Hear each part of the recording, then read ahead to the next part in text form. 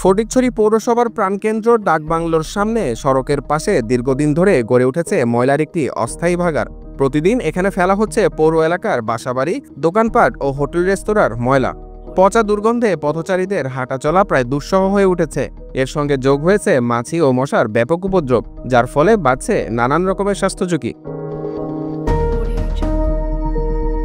এখানকার পাশে রয়েছে ফটিকছড়ি করোনেশন হাই স্কুল, বাইতুল হিকমা মাদ্রাসা সহ একাধিক শিক্ষা প্রতিষ্ঠান। শিক্ষার্থীদের প্রতিদিন এই পথ দিয়ে যাতায়াত করতে হয়। চরম দুর্ভোগে এলাকাবাসী, পথচারী ও কোমলমতি শিক্ষার্থীরা। কিন্তু ময়লা অপসারণে পৌরসভার পক্ষ থেকে নেই কোনো কার্যকর ব্যবস্থা। স্থানীয়দের অভিযোগ, বহুবার অভিযোগ করা হলেও কাজের কোনো কিছুই হয়নি।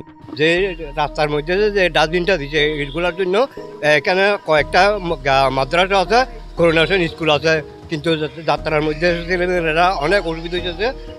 গন্ধ কিন্তু রাস্তা দিয়ে চলাফেরা করা যায় না। এমনকি আমরা বয়স্ক লোকদের অনেক অসুবিধা হচ্ছে, মানে এমনকি অত অসুস্থ হয়ে পড়তে পারি। যদি ডাস্টবিন রোডের মধ্যে থাকে তাহলে তো অনেক জনের ক্ষতিগ্রস্ত হইতে পারে। কিন্তু ফটিকছড়ি পৌরসভার কারণ হলো এই জিনিসটা এখানে দেওয়া উচিত ছিল না, অনেক দূরে নিয়ে জিনিসটা ডাস্টবিনটা দেওয়া উচিত ছিল, কিন্তু জিনিসটা এখানে রোডের মধ্যে দেওয়াটা অন্যায় হয়েছে। পৌরসভার লোকেরা তো বাইরে তো যেটুকু পায় অতটুকু নিয়ে যায়, ভিতরে ওগুলো ধরে না। বাচ্চা কাচ্চা চলাফেরা করতে পারতেছে না, স্কুলের বাচ্চারা মনে করেন সমস্যা হইতেছে, অনেক সমস্যা হইতেছে। যাইতে পারতেছি না এদিকে দুর্গন্ধের কারণে। এখান থেকে মানে কি অনেক দুর্গন্ধ, দিকে অনেক দূর পর্যন্ত দুর্গন্ধগুলো যায়, আর রাস্তার মধ্যে উঠে গেছে নোংরাগুলো, তাই এদিকে অনেক দুর্গন্ধ, মানে আসা যাওয়া আমরা করতে পারি না।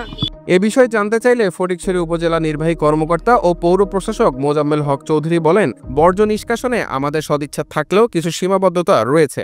আমরা পরিচ্ছন্ন কর্মী সংখ্যা বাড়াতে চাইলেও লোকবল সংকটে তা বাড়ানো সম্ভব হচ্ছে না। এ পেশায় কেউ আসতে চান না। এছাড়াও ফলের মৌসুমে পচা ফলমূল দেখে বাড়তি ময়লা আবর্জনা তৈরি হয়, ফলে এখানে ভোগান্তি কিছুটা বাড়ছে।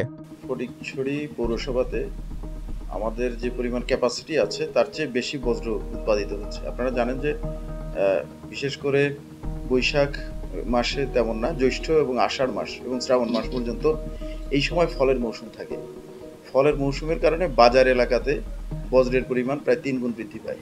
আমাদের প্রতিদিন এই মুহূর্তে বাজার এলাকা থেকে আমরা বজ্র অপসারণ করি প্রায় 3 টনের উপরে প্রতিদিন, এবং আগে যেখানে গাড়ি 1 ট্রিপ দিত এখন 2 ট্রিপ দেওয়ার পরেও কিছু ময়লা থেকে যাচ্ছে।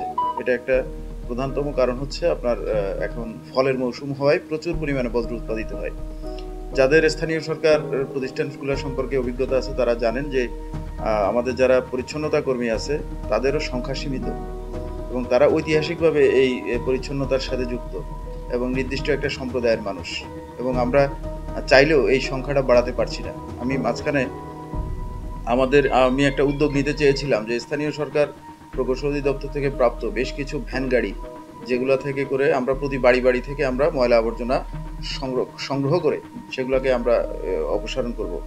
কিন্তু দেখা গেছে এখানকার স্থানীয় মানুষজন বেশিরভাগ ক্ষেত্রে এটার সাথে ইউজ টু না। শহরাঞ্চলে যেটা হয় যে প্রত্যেক গলি থেকে নির্দিষ্ট কোনো ব্যক্তি কালেকশন করে সেটা আমরা ডাম্পিং স্টেশনে নিয়ে যাই, কিন্তু এখানকার মানুষজনের কাছ থেকে আমরা রেসপন্স পাই নাই। 1 নম্বর, অব্যবস্থাপনা, উদাসীনতা আর দায়িত্বহীনতায় পৌরবাসীর ভোগান্তি যেন দিনকে দিন বেড়েই চলেছে।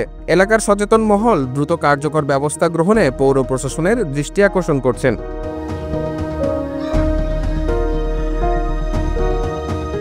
Desk news, Bangladhara, Chittagong.